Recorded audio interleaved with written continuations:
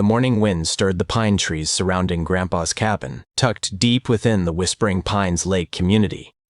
It was calm here, tranquil. That was the very reason Grandpa Joe had purchased the place nearly 30 years earlier after retiring from the force. He didn't need much now, only his rocking chair, his black coffee, and the chatter of squirrels arguing beyond the window. But today, calm wasn't part of the plan. A knock struck the door, firm and demanding. "Joe, this is Karen Winslow, president of the Whispering Pines HOA. We need to speak immediately."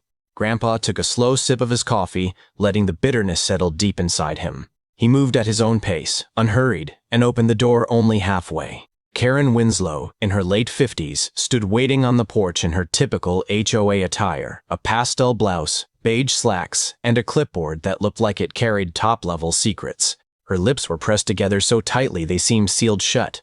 "Morning, Karen," Grandpa Joe muttered. "What do I owe this unwelcome visit?" Karen stepped closer as if she owned the boundary line. "We've received a report that you might be breaking several HOA regulations, unauthorized changes, unapproved structures, and possibly even illegal behavior. I'm going to need to examine your property." Joe lifted one eyebrow. "Says who?" "Says the Whispering Pines Homeowners Association. Section 14B of the bylaws allows inspections at the discretion of the board president." Grandpa looked straight at her.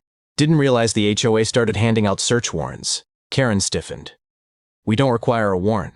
This is private community business." Joe allowed the silence to hang heavily between them.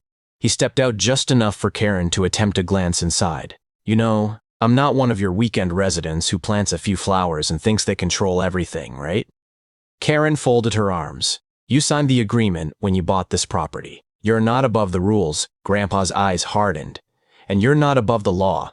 You got an issue with my cabin? Take it to the board, then take it to a real judge." Karen moved forward again. "I'm coming in." She made the mistake of trying to step through the doorway.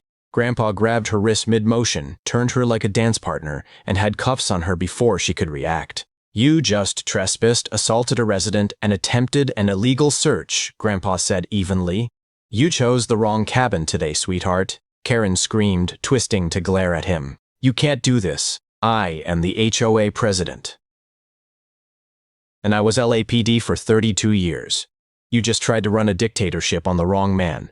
Sirens were already echoing in the distance. Grandpa had installed a security system the previous year, just in case. He returned to his rocking chair as Karen fumed and shouted, cuffed to the porch railing like a defiant teenager. By the time the sheriff's cruiser rolled up the gravel driveway, Karen had worn herself out yelling about bylaws, civil rights, and how her nephew was an attorney. Sheriff Tom Brantley stepped out slowly, his hand already near his holster as he took in the situation. Grandpa Joe greeted him with a nod. "Morning, Tom. Coffee's still hot if you'd like some." Sheriff Brantley looked over at Karen, still cuffed to the wooden railing. "Joe, what's happening here?" She forced her way in uninvited. "HOA business, she claims. Says she had the authority to search my property without a warrant." Karen twisted around. "He attacked me. He's hiding something inside that cabin." Tom raised an eyebrow. "Did you attempt to enter without permission?" Karen paused. "I was carrying out my duties as HOA president." "That's not an answer." Joe stepped in. "She trespassed," Joe added, "and I restrained her using minimal force. You know my history. I didn't harm her." Tom sighed, rubbing the bridge of his nose. "All right, Karen. You understand you can't force entry onto private property, right? Especially without law enforcement or a judge supporting you." Karen's face turned deep red. "He's violating the agreement. There are rumors of something hidden beneath the cabin. Weapons, maybe even stolen items." Tom glanced at Joe with doubt. "Joe?" Joe didn't reply right away. He rocked gently in his chair, gaze steady. "There's nothing illegal in there, just memories." Tom knew better than to push further. He had worked with Joe during a drug operation 15 years earlier. Joe wasn't someone who made careless mistakes or hid shady secrets. But the sheriff also knew the community had been whispering recently. Rumors of strange lights deep in the woods at night, quiet deliveries before sunrise, and Joe had definitely become more withdrawn since his wife passed away last winter. Karen jumped on the pause. "Search it, Tom. Just check beneath the floorboards or near the back shed. Something isn't right here." Joe leaned forward slowly. I suggest you let me remove these cuffs before you say anything you might regret. Tom gave a small nod. Yeah, go ahead and do that, Joe. Karen rubbed her wrists with exaggerated frustration after the cuffs came off. You're going to regret this. I'm reporting this to the board. Then the town council. You can't hide behind your badge forever. Joe gave a faint smile. Good thing I'm not hiding. As Karen stormed back toward her car, Tom paused for a moment before speaking again. Joe, is there something I should know? Joe rose to his feet, walked over to the cabin door, and opened it all the way. You want to see what's under the floorboards? He asked. Tom hesitated briefly, then stepped inside behind him. When the door shut, the cabin fell silent. Outside, Karen simmered with anger. But something deeper than HOA politics had begun to stir beneath those pine trees. Inside, dust motes drifted through the sunlight like tiny spirits. Sheriff Brantley stood near the doorway, letting his eyes adjust to the dim interior. The air carried the scent of aged pine, leather, and a faint trace of oil. Gun oil. Most likely. Joe walked toward the back wall, his boots creaking over worn wooden boards. He didn't explain anything. He simply dropped to one knee and pulled aside an old woven rug. Tom raised a brow. You got a trap door. Joe nodded and lifted the thick oak panel, exposing a narrow staircase descending into darkness. I thought this was just storage, Tom said. It is, Joe replied. Storage for the parts of my life that don't belong above ground. They made their way down slowly. The stairs groaned with age but held steady. A faint electrical hum echoed from below. When they reached the bottom, a dim bulb flickered on above them, revealing what was hidden beneath the cabin. Tom's expression hardened. The basement was lined with metal shelves, each one carefully organized. Not drugs, not illegal weapons, at least none that were properly registered. Instead, there were boxes filled with sealed documents labeled confidential, stacks of surveillance photos, case files, and audio recordings. Along one wall stood a collection of legally registered firearms secured in locked racks. What the hell is all this? Tom muttered.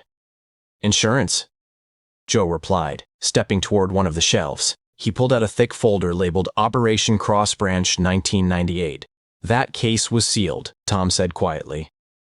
Because it had to be, Joe answered. Corrupt officers, federal informants, weapon smuggling that ran through Whispering Pines long before it became a peaceful community of cabins and hiking trails. Tom opened the folder. The photographs inside were grainy but undeniable. Crooked officials, shady deals, missing evidence logs. His own predecessor appeared in one image, shaking hands with a man the FBI had erased from every official record. You kept all this? Tom asked. Someone had to, Joe said. I couldn't trust internal affairs. I couldn't even trust my own partner back then. Tom leaned against a wooden support beam, trying to process everything. Why now? Why show me this? Because Karen isn't just being nosy, Joe said. She's the niece of Darren Winslow, a former city developer and one of the men responsible for burying this case. She's digging because someone told her I might still have evidence that could expose everything. Tom let out a slow breath. You think she was sent here for this? I know she was. She didn't come for landscaping violations or paint colors. She came for the truth. The sheriff closed the file and looked directly at Joe. Are you planning to do something with this? Joe's expression turned grim as he gave a slow nod. I already am.